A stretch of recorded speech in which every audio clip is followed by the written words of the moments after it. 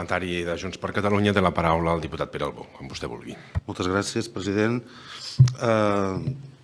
Sí, primer començar donant la benvinguda als síndics que inicien mandat i bé, segur que treballarem molt bé plegats. Bé, dir que estic molt d'acord amb la diputada de la CUP. Crec que aquest, hem de dir-ho, que aquest és un d'aquells informes que fa goig llegir i que te reconcilia potser amb alguns altres que també llegim i que són més, en aquest sentit, més durs i efectivament són diners ben gastats, ho veiem en l'informe i també,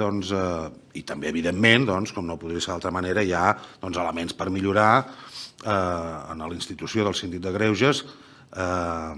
que s'han d'atendre. I en aquest sentit també fa goig veure com les delegacions del síndic de Greuges, i crec que és molt important que ho diguem això, atén totes i cadascuna de les recomanacions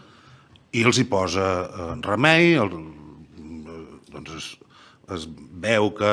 els hi ocupa i se'n preocupen i que miren de solventar-ho.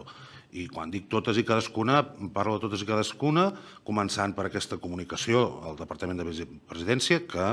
en el següent exercici, un cop es va informar d'això, ja s'ha solventat, continuant per la recomanació que es feia d'aquest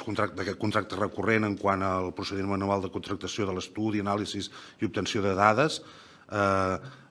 Efectivament, les licitacions ja del 2020 i 2021, les al·legacions explica que per aquest punt ja es van presentar 2 licitadors i que fins i tot el 2021 ha estat una altra l'entitat adjudicatària. Per tant, i a més quan s'explica els perquès s'entenen, que això jo crec que és fonamental a l'hora de llegir les al·legacions. I llavors, efectivament, també en referència a un altre punt que s'ha assenyalat important, que és la qüestió del personal funcionari interí. També l'informe explica que s'ha realitzat un pla d'ordenació de recursos humans del síndic de Greuges de Catalunya que ha estat aprovat el 16 de febrer del 2021 i que va seguint les seves etapes i es va posant en ordre aquesta mancança que des de la Sindicatura de Comptes es va observar. I finalment també crec que la mateixa actitud que estic dient, personalment, i pel fet que estaran d'acord els diputats, l'observem amb tota la qüestió de contractació, dels contractes menors, que són 9 punts i també tots i cadascun, sense excepció, tenen el seu retorn en positiu per part de la Sindicatura de Greuges, dins dels contractes vinculats als estudis de la llei de transparència, que es comenta que s'han intentat internalitzar moltíssimes coses i, per tant, això sembla que pot ser una via de solució, fins a qüestions de manteniment o climatització, que s'han reduït costos per tal que s'ajusti escrupolosament a la normativa, passant per una qüestió que a mi m'ha semblat exquisita, que és el lloguer del vehicle. Allà on es justifica és que la sindicatura no vol tenir un cotxe privat, no vol tenir un cotxe oficial. Per tant,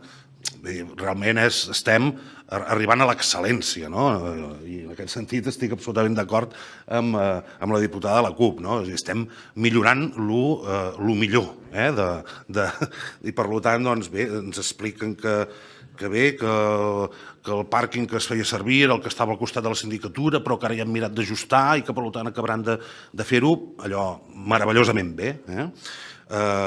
Continuant per qüestions com la copisteria, que també s'acaba d'afinar perfectament, o el contracte de vigilància